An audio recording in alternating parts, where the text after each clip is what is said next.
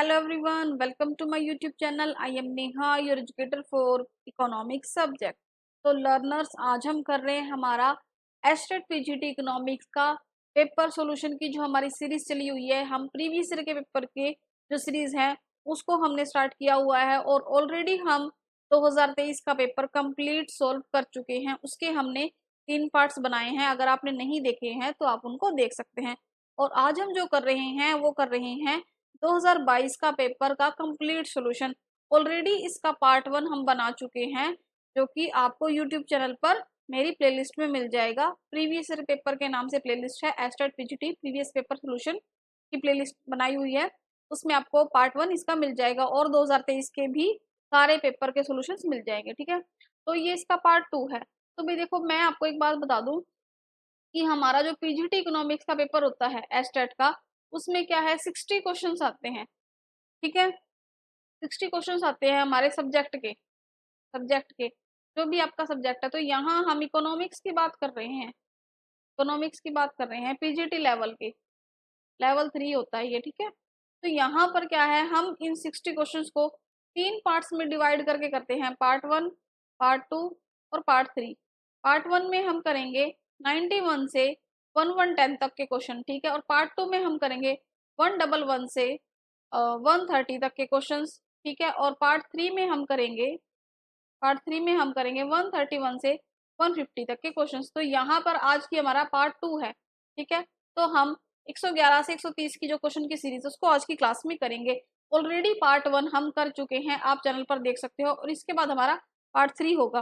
तो भी देखो, आज की क्लास को हम स्टार्ट करने से पहले मैं आपको बता दूं कि अगर आप इस चैनल पर न्यू है तो प्लीज चैनल को सब्सक्राइब कर लीजिए, ताकि आपको अपकमिंग वीडियोस का जो भी नोटिफिकेशन है और जो भी डिटेल्स है वो मिल जाए। और जल्दी ही हम लाइव क्लास स्टार्ट करेंगे यहाँ पर डेली, जिसमें हम प्रैक्टिस सीरीज स्टार्ट करेंगे एस्टेट और एचपीएससी की। तो भाई आपको लाइव का भी नोटिफिकेशन यहाँ से मिल जाएगा। ठीक है, तो भाई देखो, बिना किसी टाइम को वेस्ट करते हुए करते हैं आज की क्लास को स्टार्ट। तो ये हमारा क्वेश्चन है, 111 क्वेश्चन है, ये पेपर है ये 2022 का। ठीक है, 2022 का पेपर है, पार्ट 2 है। ठीक है, तो भाई देखो, क्वेश्चन पूछा हुआ है वर्ष 2021 में मानव विकास सूचकांक यानी कि ह्यूमन डेवलपमेंट इंडेक्स में भारत का स्थान है। मतलब कि ये क्वेश्चन 2022 के पेपर में आया हुआ है। उसमें ये करंट जो हमारा करंट डेटा होता है उसके अकॉर्डिंग क्वेश्चन पूछा हुआ है। क्वेश्चन में पूछा हुआ है कि 2021 में ह्यूमन डेवलपमेंट इंडेक्स में हमारे देश का क्या स्थान था, क्या पोजीशन थी। तो भाई देखो, सबसे पहले हम समझते हैं एचडीआई क्या होता है। एचडीआई होती है एक रिपोर्ट होती है जिसको यूएनडीपी जारी करता है, यूनाइटेड नेशन डेवलपमेंट प्रोग्राम जारी करता है। इसमें क्या है, वो डिफरेंट डिफरेंट लेवल्स पर इंडिकेटर्स को लेके अलग अलग कंट्रीज की क्या है रैंक जारी करता है कि किस कंट्री की रैंक कितने देशों में कितनी है। तो भाई देखो, 2021 के डेटा के अकॉर्डिंग यहाँ पर 132 रैंक थी इंडिया की। ठीक है, और अभी की बात करें, ठीक है, अभी की बात करते हैं, तो अभी करंट की बात करते हैं, तो अब यहाँ पर इंडिया की पोजीशन है 134 पे। ठीक है, और इंडिया का स्कोर है एचडीआई में 0.644। अभी ये हम रिसेंट की बात कर रहे हैं, रिसेंट में, करंट में। ठीक है, 2024 के अकॉर्डिंग। ठीक है, और ये हमारा क्वेश्चन 2021 का पूछा हुआ था कि 2021 में कितनी रैंक थी। 2021 में थी रैंक 132, लेकिन 2023-24 की रिपोर्ट के अकॉर्डिंग, ठीक है, इसमें इंडिया की पोजीशन है 134 और इंडिया का स्कोर है 0.6444। ठीक है, और इंडिया की पोजीशन 134 है 193 कंट्रीज में से। ठीक है, ये हमारी इंडिया की पोजीशन है। और इसको कैटेगराइज किया गया है, ये किस श्रेणी में आता है हमारे देश, मीडियम ह्यूमन डेवलपमेंट यानी कि मध्य ह्यूमन विकास में, मध्य मानवीय विकास की कैटेगरी में ही आता है। तो भाई देखो, हम समझते हैं एचडीआई को क्या है, 3 डायमेंशन के अकॉर्डिंग हम चेक करते हैं। हेल्थ यानी कि स्वास्थ्य, एजुकेशन यानी कि शिक्षा, लिविंग ऑफ स्टैंडर्ड यानी कि जीवन यापन का स्तर। तो हेल्थ को हम कैसे मेजर करते हैं, हेल्थ को हम मेजर करते हैं लाइफ एक्सपेक्टेंसी एट बर्थ, यानी कि जन्म के समय जीवन की प्रत्याशा कितनी है, मतलब जन्म के समय कितने वक्त तक बच्चे जी रहे हैं, उनकी हेल्थ कैसी है। ठीक है, ये इसका इंडिकेटर हो गया। फिर education, expected year of schooling, मतलब कितने साल तक एवरेज बच्चे स्कूल जाते हैं, और मीन ईयर ऑफ स्कूलिंग यानी कि एवरेज ओवरऑल स्कूलिंग की ईयर्स है। लिविंग स्टैंडर्ड होता है जीवन यापन का स्तर, तो ये हम निकालते हैं जीएनपी यानी कि जीडीपी से, जो पर कैपिटा इनकम होती है किसी भी कंट्री की, किसी भी नेशन की। तो ये मेनली 3 इंडिकेटर्स यहाँ पर एचडीआई में हम शामिल करते हैं, हेल्थ, एजुकेशन और स्टैंडर्ड ऑफ लिविंग। ठीक है, ये 3 इसके डायमेंशन हैं। ठीक है भाई, तो भाई देखो नेक्स्ट क्वेश्चन करते हैं। अकॉर्डिंग टू इकोनॉमिक सर्वे, आर्थिक सर्वेक्षण 2019-20 के अनुसार विश्व बैंक की 2019 में व्यापार करने में आसानी रैंकिंग में भारत का स्थान है। तो ये भी करंट का हमारा क्वेश्चन है, मतलब कि करंट डेटा से पूछा हुआ है।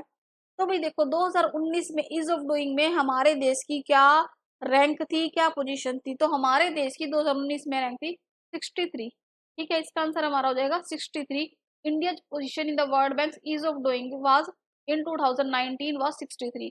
ठीक है, और ये अभी तक इसका डेटा अक्टूबर के लास्ट तक, अभी अक्टूबर मिड में है हम, अक्टूबर के लास्ट तक इसका डेटा अपडेट होगा, तो मैं आपको अपकमिंग जो क्लास होगी उसमें बता दूंगी। अभी तक क्या है, इसी डेटा को मान के चलो 2020 में भी हमारी ये रैंक थी, अभी तक ये अपडेट नहीं हुआ है। ठीक है, और भाई ये क्या है, इसको किसने डिफाइन किया था? वर्ल्ड बैंक ने, विश्व बैंक ने।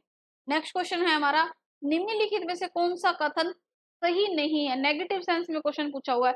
विच of the following statement is incorrect? तो देखो भाई, कौन सा संबंध होता है पॉजिटिव और नेगेटिव वन? तो परफेक्ट कोरिलेशन इज ए +1 और -1, ये ठीक है, करेक्ट स्टेटमेंट है। प्रसरण प्रमाप विचलन का वर्ग है। Variance is the square of standard deviation, ये भी हमारी स्टेटमेंट ठीक है, इनकरेक्ट नहीं है, करेक्ट स्टेटमेंट है ये भी करेक्ट है, ये भी करेक्ट है। आर सार्थक होता है यदि प्रमाप विचलन 6 गुना से कम है। R is significant if it is less than 6 time of standard deviation. भाई आर सिग्निफिकेंट होता है लेकिन ये स्टैंडर्ड डेविएशन से लेस नहीं, स्टैंडर्ड डेविएशन के इसके इक्वल होता है, तो ये इनकरेक्ट स्टेटमेंट हो जाएगी हमारी, ये इनकरेक्ट हो जाएगी। और माध्य विचलन यानी कि मीन डेविएशन प्रमाप विचलन का यानी कि स्टैंडर्ड डेविएशन क्या है 4/5 है, ये भी करेक्ट है। तो हमारी थर्ड स्टेटमेंट क्या है, इनकरेक्ट हो जाएगी। तो देखो भाई आर क्या है, रिग्रेशन है। Significant it if less than 6 times of standard error, तो ये क्या है, स्टेटमेंट इनकरेक्ट है। ये स्टेटमेंट क्या है, इनकरेक्ट है कि ये 6 टाइम लेस देन नहीं होता। क्यों? सहसंबंध गुणांक जब हम रिग्रेशन एनालिसिस करते हैं, मतलब कि हम उसका जो कोरिलेशन का रिलेशन एनालिसिस करते हैं, the significance of correlation coefficient is typically determined by, इसको हम कैसे डिटरमाइन करते हैं, कैसे निर्धारण करते हैं? कंपेयरिंग इट्स, कंपेयर करके, मतलब कंपेयर का मतलब तुलना करना, किससे? एब्सोल्यूट वैल्यू से of a critical value based of sample size and desired level of significance. The rule of thumb of 6 times, यानी कि इसका क्या रूल है?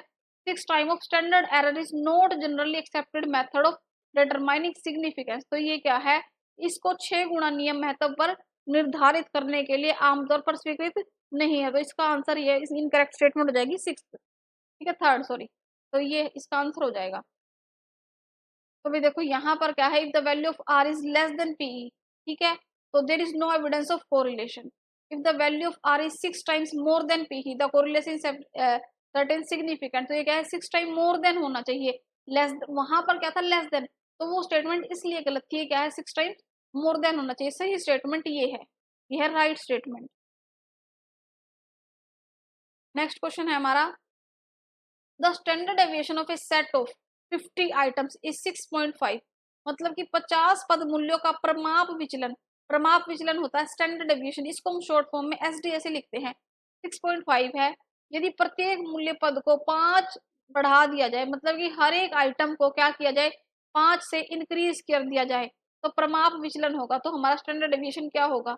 तो भाई देखो, हम जब स्टैंडर्ड डेविएशन का कंसेप्ट करते हैं ना, तो स्टैंडर्ड डेविएशन क्या है, मेजर क्या है, किसका है, डिस्पर्जन का। किसका? डिस्पर्जन का ये मेजर है। और ये क्या शो करता है, how spread out the data in the form of mean, कि मीन की फॉर्म में हमारा जो डेटा है, हमारा आंकड़ा है, वो किस तरह से फैलता है। स्प्रेड आउट का मतलब होता है फैलाव में है। तो अगर हम इसमें कोई कांस्टेंट वैल्यू हर एक आइटम में जोड़ते हैं या शिफ्ट करते हैं डेटा सेट में, तो उसका क्या होगा, स्प्रेड होगा, उस पर कोई चेंज नहीं आएगा। Therefore, adding 5 to each item will not change standard deviation। इस प्रकार अगर हम हर एक आइटम में 5 जोड़ भी देते हैं, तो स्टैंडर्ड डेविएशन में कोई भी चेंज, यानी कि प्रमाप विचलन में कोई भी चेंज नहीं आएगा। एक बात और भाई, प्रमाप विचलन को कई बार, ठीक है, मानक विचलन भी बोल देते हैं भाई, कंफ्यूज मत होना। प्रमाप विचलन या मानक विचलन, मानक विचलन सेम टर्म है, ठीक है, ध्यान रखना हिंदी मीडियम वाले। नेक्स्ट क्वेश्चन है हमारा, देखो भाई स्टैंडर्ड डेविएशन क्या है, एक स्टैटिक मेजर है डिस्पर्जन का। डिस्पर्जन क्या होता है हमारा, डिस्पर्जन जो कि विस्तार का मतलब कि स्क्यूनेस के बाद हम डिस्पर्जन करते हैं डेटा सेट का relative to mean it's calculate the square root of variation, ठीक है। नेक्स्ट क्वेश्चन हमारा, if a frequency distribution of positively skewed, ठीक है, फ्रीक्वेंसी डिस्ट्रीब्यूशन की हम बात कर रहे हैं और पॉजिटिवली स्क्यूड की बात कर रहे हैं, the mean of distribution would be, तो भाई देखो मीन किसका डिस्ट्रीब्यूशन होगा, तो यहाँ पर हम फ्रीक्वेंसी डिस्ट्रीब्यूशन करते हैं, तो यहाँ पर फ्रीक्वेंसी डिस्ट्रीब्यूशन में पॉजिटिवली स्क्यूड है, मतलब कि जो हमारा ग्राफ है वो क्या है, पॉजिटिवली स्क्यूड है, तो उसमें क्या होगा, मीन डिस्ट्रीब्यूशन का जो हमारा वो होगा वो किस तरह से होगा, जो पॉजिटिवली स्क्यूड डिस्ट्रीब्यूशन होता है उसको हम राइट स्क्यूड बोलते हैं, जो पॉजिटिव होता है वो राइट साइड शिफ्ट करता है और जो नेगेटिव होता है वो लेफ्ट साइड शिफ्ट करता है, मतलब कि जो उसकी टेल होती है इस तरह से, अभी हम देखेंगे इस तरह से राइटवर्ड शिफ्ट करती है पॉजिटिव के केस में और नेगेटिव के केस में लेफ्टवर्ड शिफ्ट करती है। इन सच डिस्ट्रीब्यूशन, इस तरह के डिस्ट्रीब्यूशन में क्या होगा, mean is typically greater than median and mode, mean क्या होगा मीडियन से और मोड से, यानी कि मीन जो होगा मीडियन से और मोड से क्या होगा, बड़ा होगा, ठीक है। तो ये कंडीशन हमारी पॉजिटिवली स्क्यूड में होगी, पॉजिटिवली स्क्यूड में होगी, ठीक है। देखो भाई क्या ये होता है हमारा पॉजिटिवली स्क्यूड, ये होता है हमारा नेगेटिवली स्क्यूड। तो पॉजिटिवली स्क्यूड में हम देखते हैं जो टेल है वो क्या है, राइटवर्ड शिफ्ट कर रही है, राइटवर्ड होता है सीधे हाथ की तरफ, ठीक है, राइटवर्ड शिफ्ट कर रही है। और यहाँ पर जो हमारा मीन है, देखो भाई मीन किससे, मीडियन से ग्रेटर है और मोड से ग्रेटर है, mean is greater than median और मोड, ठीक है। और ये क्या है, नेगेटिवली स्क्यूड है, यहाँ पर क्या है जो टेल है, ठीक है, वो क्या है लेफ्टवर्ड शिफ्ट कर रही है, लेफ्टवर्ड यानी कि उल्टे हाथ की साइड लेफ्टवर्ड हो रही है, ठीक है। तो यहाँ पर क्या है, जो मीन है वो लेस देन है मीडियन और मोड से, मीन क्या है लेस देन है मीडियन और मोड से। और ये है हमारी क्या है सिमेट्रिकल डिस्ट्रीब्यूशन, ये हमारी इक्वल डिस्ट्रीब्यूशन है, सिमेट्रिकल डिस्ट्रीब्यूशन है, जहां पर हमारा मीन मीडियन और मोड एक दूसरे के इक्वल है, ठीक है। तो हमसे पूछा हुआ है क्वेश्चन पॉजिटिवली स्क्यूड की सेंस में, इस कंडीशन में पॉजिटिव में मीन जो होगा वो मीडियन और मोड से बड़ा होगा और टेल होगी वो राइटवर्ड शिफ्ट होगी, ठीक है। और नेगेटिव सेंस में अगर क्वेश्चन पूछा जाए, नेगेटिवली स्क्यूड का क्वेश्चन पूछा जाए, तो इसकी जो टेल होगी लेफ्टवर्ड होगी और इसमें मीन जो होगा मीडियन और मोड से कम होगा, ओके। नेक्स्ट क्वेश्चन देखो, चरम पदों को कहते हैं एक्सट्रीम वैल्यूज या एक्सट्रीम ऑब्जर्वेशन। तो सर्वाधिक प्रभावित करने वाला मतलब कि सबसे ज्यादा उसको इन्फ्लुएंस कौन करता है, सबसे ज्यादा उसको अफेक्ट कौन करता है, अपकिरण का माप है, ठीक है। मेजर ऑफ डिस्पर्जन का क्वेश्चन है ये, which affected the most of extreme observation. तो भाई देखो एक्सट्रीम ऑब्जर्वेशन को प्रभावित करता है जहां पर बहुत सारी वैल्यूज दी होती हो, बहुत सारी वैल्यूज हमें दी होती है रेंज के क्वेश्चन में। भाई देखो रेंज क्या है, सिंपलेस्ट मेजर है किसका, डिस्पर्जन का। रेंज को हम हिंदी में विस्तार बोलते हैं, विस्तार बोलते हैं। और कई बार आपको इसको परास लिखा होगा, ऐसे परास भी लिखा होगा सेम ही टर्म है, ठीक है। विस्तार भी बोल सकते हैं और परास भी बोल सकते हैं, परास, ठीक है, रेंज को। तो ये क्या है सिंपलेस्ट मेजर है, यानी कि सबसे सरल माप है इसका डिस्पर्जन का, ठीक है। तो इसको कैलकुलेट किया जाता है मैक्सिमम वैल्यू में से जब हम मिनिमम वैल्यू को लेस कर देंगे, यानी कि सबसे बड़ी संख्या में से छोटी जो हमारी वैल्यू है स्मॉलेस्ट वैल्यू को लेस कर देंगे हमारा रेंज आ जाएगा। Because only consider two extreme value, क्या हमें क्या है टू एक्सट्रीम वैल्यू को हम कंसिडर करते हैं, हाईली सेंसिटिव टू आउटलायर्स और एक्सट्रीम ऑब्जर्वेशन को, ठीक है। तो यहाँ पर मैक्सिमम क्या है 9 और मिनिमम है 3, 9 माइनस 3 हमारा आ जाएगा 6 आंसर। नेक्स्ट क्वेश्चन है हमारा, बाल लिंग अनुपात की गणना असंगत आय समूह है, the relevant age of child sex group, यानी कि बाल लिंग अनुपात, ठीक है। हम सेक्स रेशो भी निकालते हैं, हम चाइल्ड सेक्स रेशो भी निकालते हैं, तो उसके लिए हम कितने से कितने एज ग्रुप के बच्चों को लिंग अनुपात के इसमें शामिल करते हैं। ऑप्शन है 0 to 1, 0 to 4, 0 to 6, 0 to 7। तो भाई देखो जब हम चाइल्ड सेक्स रेशो निकालते हैं उसमें हम 0 to 6 ईयर का जो हमारा रेशो होता है उसके अकॉर्डिंग हम इसको निकालते हैं। तो देखो child sex ratio is calculated the number of girls of 1000 boys in the age of group of 0 to 6 year age group में।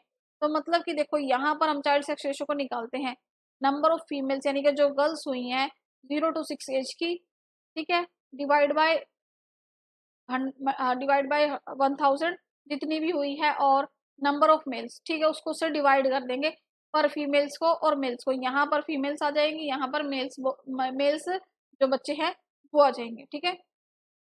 नेक्स्ट क्वेश्चन है हमारा, निम्नलिखित में से कौन सा घाटा इंगित करता है, इंगित का मतलब होता है इंडिकेट करना, शो करना, कौन सा जो हमारा लॉस है यानी कि डेफिसिट है वो शो करता है कि ब्याज भुगतान के अलावा अन्य खर्चों को पूरा करने के लिए कितना सरकारी उधार लिया जा रहा है। तो भाई देखो सिंपल सिंपल हम बात समझ गए कि विच of the following deficit indicate how much government is borrowing, जहां गवर्नमेंट बोरोइंग की बात आ जाए तो भाई वो प्राइमरी डेफिसिट से लिंक्ड है। तो इसका आंसर हमारा हो जाएगा प्राथमिक घाटा, इसका आंसर हमारा हो जाएगा प्राइमरी डेफिसिट, ठीक है। तो भाई देखो प्राइमरी डेफिसिट कैसे निकालते हैं हम, calculated by subtracting total revenue में से जब हम एक्सक्लूड कर देते हैं इंटरेस्ट पेमेंट को तो हमारा प्राइमरी डेफिसिट आ जाता है। देखो प्राइमरी डेफिसिट यानी कि फिजिकल पेमेंट में से जब हम इंटरेस्ट पेमेंट निकाल देते हैं हमारा प्राइमरी डेफिसिट यानी कि प्राथमिक घाटा आ जाता है, प्राथमिक घाटा आ जाता है, ठीक है।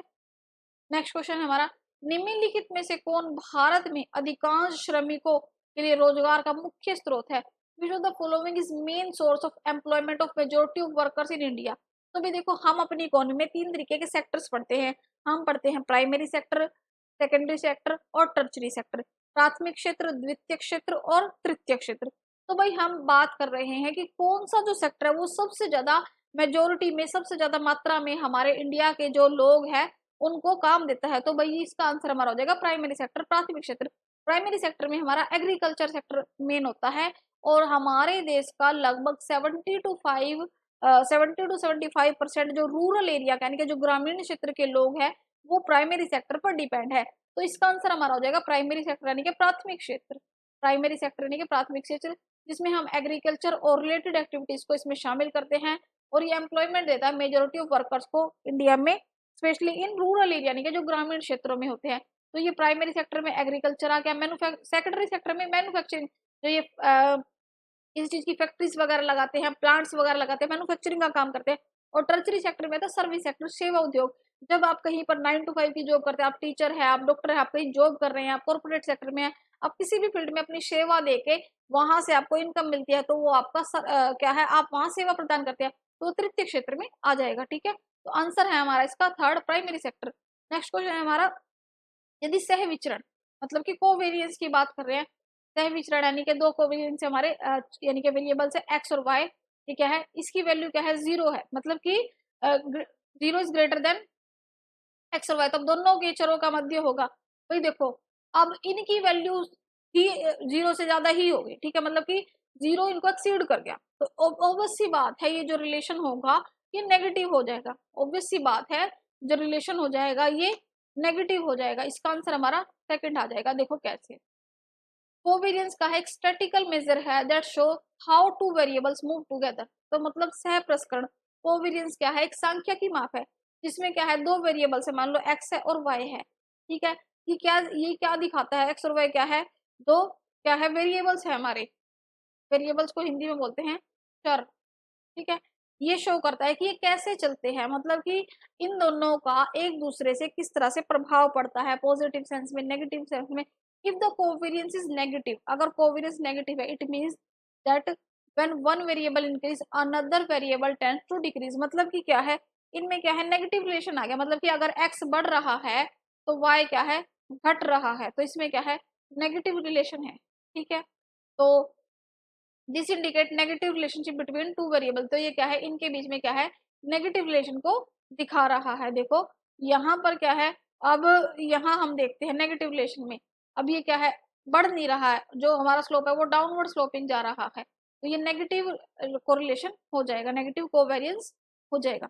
नेक्स्ट क्वेश्चन है हमारा, विच of the following statement is incorrect, मतलब कि कौन सा जो कथन है असत्य है, इनकरेक्ट है, नेगेटिव सेंस में पूछा हुआ है। एमपीपी टीपीपी में होने वाली वृद्धियां है, ठीक है। एमपीपी सभी एमपीपी का जो योगफल यानी कि जो सम है वो टीपीपी होता है। एपीपी व रोजगार के स्तर का गुणनफल यानी कि जो उसका मल्टीप्लीकेशन है वो टीपीपी होता है। टीपीपी का रोजगार का स्तर का अनुपात से एमपीपी होता है। तो भाई देखो इनकरेक्ट स्टेटमेंट पूछी हुई है तो इसका आंसर हमारा हो जाएगा 4, ठीक है। एमपीपी क्या है, रेशियो है टीपीपी का लेवल ऑफ एम्प्लॉयमेंट का, दिस स्टेटमेंट इज इनकरेक्ट, ये स्टेटमेंट क्या है इनकरेक्ट है, क्यों, क्योंकि एमपीपी क्या है, मार्जिनल फिजिकल प्रोडक्ट क्या है, एडिशनल आउटपुट है जो हर एक टीपीपी के ऐड होने से हमें लेवल ऑफ इनपुट पर या लेवल ऑफ एम्प्लॉयमेंट पर मिलता है। तो हमारी जो फोर्थ स्टेटमेंट है वो क्या है, रॉन्ग हो जाएगी। फोर्थ स्टेटमेंट क्या है, रॉन्ग हो जाएगी, और यही हमारा आंसर है, क्योंकि इनकरेक्ट पूछा हुआ है, ये इनकरेक्ट सेंस में पूछा हुआ है, नेगेटिव सेंस में पूछा हुआ है, तो फोर्थ आंसर हमारा क्या हो जाएगा। तो मार्जिनल फिजिकल प्रोडक्ट क्या होता है कि additional output result from the use of additional unit of inputs, मतलब कि हम एक एक अतिरिक्त इकाई को यूज करते रहेंगे वेरिएबल इनपुट की, और होल्ड करते रहेंगे इन अदर इनपुट को कांस्टेंट पे, तो हमारा क्या होगा, मार्जिनल फिजिकल आउटपुट हमें प्राप्त होगा। ठीक है, नेक्स्ट क्वेश्चन हमारा, विच of the following is not, negative में क्वेश्चन पूछा है, कंपोनेंट ऑफ फैक्टर इनकम, मतलब कि कौन सा एक साधन आय का घटक नहीं है। तो भाई देखो, फर्स्ट है लगान, रेंट। रेंट हमें कब मिलता है, जब हम कोई लैंड किसी को काम करने के लिए दे देते हैं, तो हमें लैंड पे क्या मिलता है, रेंट मिलता है। लाभ, लाभ यानी कि प्रॉफिट, प्रॉफिट किसको मिलता है, प्रॉफिट मिलता है एंटरप्रेन्योर्स को, जो काम सेटअप करते हैं, यानी कि जो बिजनेसमैन है। ठीक है, ये भी हमारी फैक्टर इनकम होगी। मिक्स्ड इनकम, मिक्स्ड इनकम क्या होती है, जो आपका प्रॉफिट हो गया, आपने कुछ एडिशनल चार्ज आपको मिल गया, ठीक है, ये आपका कोई इंटरेस्ट हो गया, आप मतलब कि आपने किसी को पैसे दिए थे, तो लोन पे आपको कुछ इंटरेस्ट मिला, ये भी आपकी इनकम हो गई। तो ये, और फिर है स्टॉक परिवर्तन, चेंज इन स्टॉक। तो भी देखो, चेंज इन स्टॉक क्या है, ये पूरे ओवरऑल एग्रीगेट इकोनॉमी में बात कर रहा है, तो ये इसका आंसर नहीं होगा, क्योंकि यहाँ पर इन तीनों से हमें पता चल रहा है कि क्या है, इनके बदले हमें कुछ ना कुछ रेंडर्ड करके, सर्विस करके हमें कुछ इनकम जनरेट हुई है, बट यहाँ पर चेंज इन स्टॉक इसका फैक्टर ऑफ इनकम का पार्ट नहीं है। ठीक है, factor income refer to the income earn by the factor of production, जो कि हमारे फैक्टर ऑफ प्रोडक्शन ने अर्न की है, कमाई गई है, which include land, labour, capital and entrepreneurship. देखो, लैंड हम किसी को देते हैं तो हमें उसके बदले में क्या मिलता है, रेंट मिलता है। कहीं हम कहीं पर अपने लेबर बेचते हैं तो लेबर को उसके बदले क्या मिलता है, सैलरी मिलती है, वेजेस मिलता है। हम कहीं पर अपनी कैपिटल लगाते हैं, या फिर कहीं से हम किसी को पैसे उधार देते हैं, उसके बदले हमें इंटरेस्ट मिलता है। एंटरप्रेन्योर कोई बिजनेस सेटअप करता है, उसके बदले उसको प्रॉफिट अर्न होता है। तो ये सभी ऑप्शंस क्या है, फैक्टर ऑफ इनकम, ये क्या है, एग्जाम्पल है। बट इन ऑप्शंस में क्या है, change in stock is not a component of factor income, लेकिन चेंज इन स्टॉक क्या है, एक फैक्टर इनकम का क्या कंपोनेंट नहीं है। It is a component of national income, ये क्या है, नेशनल इनकम का कंपोनेंट है, उसका टॉपिक है, और फैक्टर इनकम का नहीं है। तो इसका आंसर हमारा हो जाएगा फोर्थ, क्योंकि ये इनकरेक्ट है, ये नोट है, ये इसका पार्ट नहीं है। देखो भाई, अब लैंड से हमें मिलता है रेंट, कैपिटल से हमें मिलता है इंटरेस्ट, लेबर को मिलती है वेज, और एंटरप्रेन्योर्स को मिलता है प्रॉफिट। तो ये क्या है, फैक्टर ऑफ प्रोडक्शन है, फैक्टर ऑफ प्रोडक्शन से इनको ये इनकम होती है। ठीक है, रेंट क्या होता है, हमारा लगान, इंटरेस्ट होता है हमारा ब्याज, वेजेस होती है हमारी मजदूरी, प्रॉफिट होता है हमारा लाभ। नेक्स्ट क्वेश्चन हमारा, मांग के सिद्धांत के विकास में निम्नलिखित सिद्धांतों के उदय की समय के आधार पर क्रमबद्ध कीजिए, मतलब कि उनको क्या है, इन कंसेप्ट को अरेंज कीजिए। ठीक है, डेवलपमेंटल इन डिमांड थ्योरी के अकॉर्डिंग। फर्स्ट हमारा रिवील्ड प्रेफरेंस। ठीक है, रिवील्ड प्रेफरेंस किसने दिया, सिमुलसन ने। Neumann Morgenstern utility theory. ठीक है, ये किसकी बात करते हैं, अनसर्टेनिटी की बात करते हैं। ऑर्डिनल यूटिलिटी, भाई इसको हिक्स ने फेमस किया था। कार्डिनल यूटिलिटी, इसको मार्शल ने फेमस किया था। ठीक है, तो सबसे पहले हमारा आता है, देखो भाई, सबसे पहले आती है हमारी कार्डिनल यूटिलिटी, फिर आती है ऑर्डिनल यूटिलिटी। ऑर्डिनल यूटिलिटी के ही बेस पर हम आती है हमारी कुछ रिवील्ड प्रेफरेंस थ्योरी आती है। ठीक है, फिर आती है रिवील्ड प्रेफरेंस थ्योरी, उसके बाद सबसे लास्ट में आती है न्यूमैन और मॉर्गनस्टर्न की यूटिलिटी थ्योरी। ठीक है, तो हमारा इसका सही रैंकिंग ये हो जाएगा, कार्डिनल, ऑर्डिनल, रिवील्ड प्रेफरेंस और न्यूमैन मॉर्गनस्टर्न की, मतलब कि 4-3-1-2। सबसे पहले ये आएगा 4-3-1-2, 4-3-1-2, ये इसका सही रैंकिंग हो जाएगा। ठीक है, इसका आंसर हमारा हो जाएगा फोर्थ, का आंसर हमारा जाएगा ये वाला आंसर। ठीक है, नेक्स्ट क्वेश्चन हम करते हैं।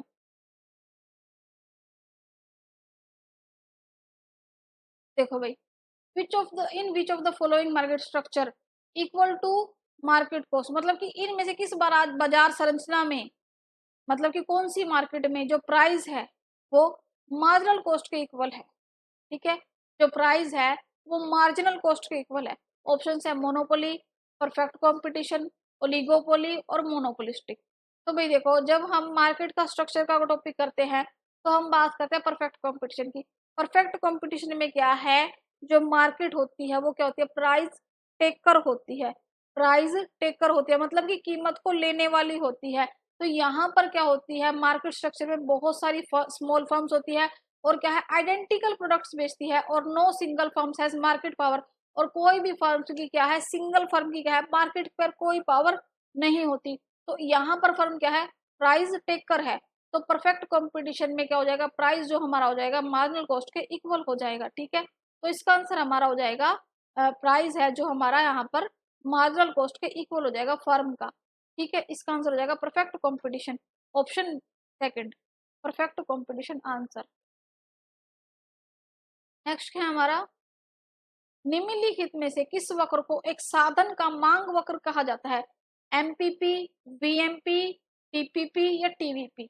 देखो भाई, कौन सा जो हमारा एक डिमांड, कौन सा जो हमारा कर्व है, कर्व होता है वक्र यानी कि डायग्राम, उसको डिमांड कर्व का एक फैक्टर कर्व भी कहते हैं। तो भी देखो यहाँ पर क्या है, वीएमपी यानी कि जो वैल्यू मार्जिनल प्रोडक्ट होता है उसको हम क्या है, डिमांड कर्व फैक्टर की तरह से कंसिडर करते हैं। बिकॉज क्योंकि रिलेशनशिप दिखाता है वही फैक्टर प्राइस का और क्वांटिटी डिमांडेड का, जो हम डिमांड और क्वांटिटी का रिलेशन करते हैं उनमें सेम ही वो उसी तरह का रिलेशन शो करता है। देखो ये इस तरह का डिमांड होता है वीएमपी। ठीक है, वैल्यू मार्जिनल प्रोडक्ट, इसका आंसर हमारा हो जाएगा वीएमपी। नेक्स्ट क्वेश्चन हमारा, यदि मांग डैश है तो वस्तु की कीमत में कुल वृद्धि कुल व्यय की कमी को डैश की ओर ले जाती है। If demand is dash an increase in price of the product leads to decrease in total expenditure. तो भाई देखो, यदि मांग इलास्टिक है तो क्या होगा, जो अगर वस्तु की कीमत में अगर इंक्रीज हो रहा है तो हमारे टोटल व्यय को अगर हम कम भी कर देते हैं तो ये उसकी साइड ले जाएगा। इसका आंसर हमारा हो जाएगा इलास्टिक यानी कि लोचदार। इसका आंसर हमारा हो जाएगा इलास्टिक। ठीक है, इसका आंसर हमारा हो जाएगा elastic demand means change in price leads to proportionately larger change in quantity demand. ठीक है, देखो भाई यहाँ पर हम इलास्टिक डिमांड की बात करें तो भाई देखो प्राइस की उससे हमारे क्वांटिटी में भी चेंज आ रहा है, तो इसका आंसर हमारा हो जाएगा इलास्टिक।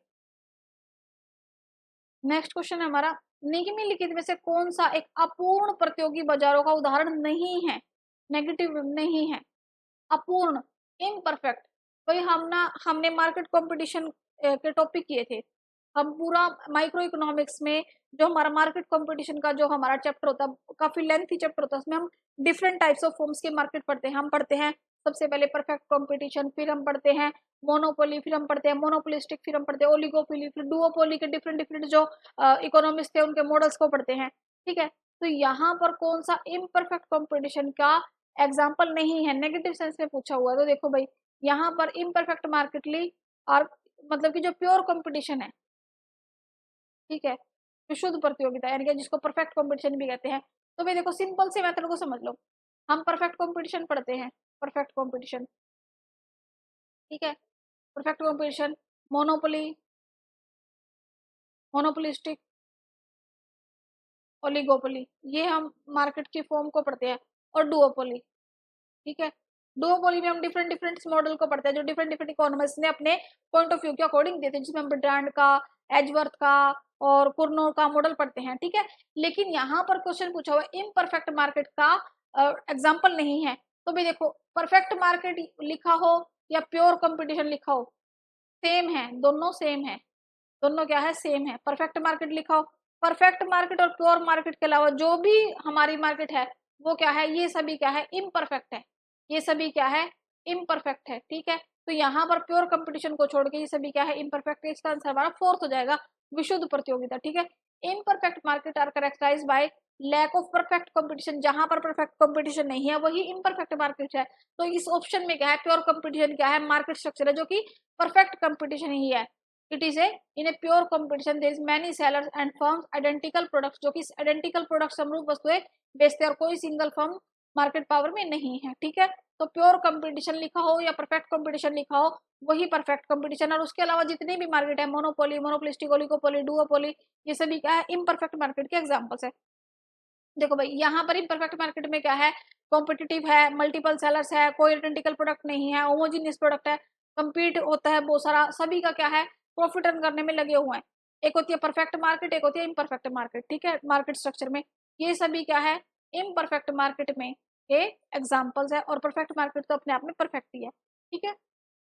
नेक्स्ट क्वेश्चन है हमारा, निम्नलिखित में से कौन सा कारक एक अल्पाधिकारी उद्योग के अन्य फर्मों के प्रवेश को बाधित नहीं करेगा? मतलब कि कौन सा फैक्टर है does not toll the entry of other firms of the oligopolistic industry? तो भाई देखो, huge advertising expenditure incurred by existing firm, economies of scale, technology, increase in demand. तो भाई देखो, हम बात कर रहे हैं ओलिगोपोली मार्केट की। ओलिगोपोली मार्केट में क्या होते हैं, कुछ ही सेलर्स होते हैं। मतलब कि हमारे डेवलपिंग कंट्री जैसे कि हमारा देश है, वहां पर ओलिगोपोली इंडस्ट्री की ना एक पावर है, ठीक है। जैसे कि ऑटोमोबाइल इंडस्ट्री हो गई, ये सब इंडस्ट्री क्या है, ओलिगोपोली मार्केट में अंदर में आती है। तो कौन से फैक्टर क्या है उसको नई फर्म को, कौन सा जो फैक्टर है मतलब कि और जो फर्म्स आ रही है, एंट्री कर रही है, उसको नहीं रोकेगा, उसको इन्फ्लुएंस नहीं करेगा। तो भाई देखो, इसका आंसर हो जाएगा demand, increase in demand. Oligopoly market में जो इंक्रीज इन डिमांड का ऑप्शन है वो नहीं इसको इन्फेक्ट करेगा। In fact increase in demand can create opportunity, बल्कि जब और किसी चीज की डिमांड इंक्रीज हो रही है तो वो और फर्म्स के लिए अपॉर्चुनिटी, अवसर पैदा करेगा ताकि वो मार्केट में एंटर करे और अपना जो एक्सपेंड करे उसके बिजनेस को। तो इसका आंसर हमारा हो जाएगा fourth, increase in demand, increase in demand, ठीक है। नेक्स्ट है हमारा 130 क्वेश्चन, ठीक है। Decreasing marginal product opportunity, opportunity question है, क्या अवसर लागत है। घटती सीमांत अवसर लागत का तात्पर्य है इसका, ये क्या इंडिकेट करती है, घटती सीमांत हमारी जो अपॉर्चुनिटी है। तो भी देखो, हम अपॉर्चुनिटी कॉस्ट को समझते हैं, और डिक्रीजिंग मार्जिनल प्रोडक्टिविटी क्या शो करती है, convex to original, convex to production possibility curve, यानी कि डिक्रीजिंग, डिक्रीज हो रही है, ठीक है। इसीलिए क्या है कि उत्तल, यानी कि जो हमारा कन्वेक्स हमारा प्रोडक्शन पॉसिबिलिटी कर्व, उत्तल उत्पादन वक्र है, जो हमारा संभावना वक्र है, प्रोडक्शन पॉसिबिलिटी कर्व है, क्योंकि घटती सीमांत अवसर लागत यानी कि जो हमारे डिक्रीजिंग मार्जिनल अपॉर्चुनिटी कॉस्ट है, आमतौर पर उत्तल उत्पादन संभावना वक्र से जुड़ी हुई है, ठीक है। ये नॉर्मली किससे जुड़ी हुई है, कन्वेक्स प्रोडक्शन पॉसिबिलिटी टीपीसी से क्या है, रिलेट है, ठीक है। तो इसका आंसर हमारा हो जाएगा second, convex production possibility curve, ठीक है। इसका आंसर हमारा हो जाएगा सेकंड। देखो भाई, आज की क्लास के हमारे होते हैं ये क्वेश्चंस कंप्लीट, ये हमारा पार्ट 2 होता है कंप्लीट। नेक्स्ट क्लास में हम करेंगे पार्ट 3। आई होप आपको ये डिटेल सॉल्यूशन अच्छा लगा होगा। मिलते हैं नेक्स्ट क्लास में, और अगर आपको ये क्लास अच्छी लगी तो कमेंट सेक्शन में जरूर बताइएगा कि उसमें और क्या क्या और ऐड हो सकता है। I like your feedback. तो भाई देखो, अगर आप चैनल पर न्यू हैं और आपने चैनल को सब्सक्राइब नहीं किया है तो प्लीज चैनल को सब्सक्राइब कर लीजिए और लाइक कीजिए वीडियो को, और अपने फ्रेंड्स के साथ